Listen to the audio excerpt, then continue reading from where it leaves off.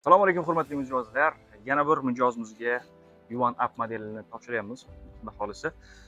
Akajon, tabriklaymiz Jasur aka. Salomat Rahmat, bo'lasiz. Yaxshi sizlarga kunlarga nasib rahmat. qilsin. Xudo xolisa hujjatlarini topshirdik.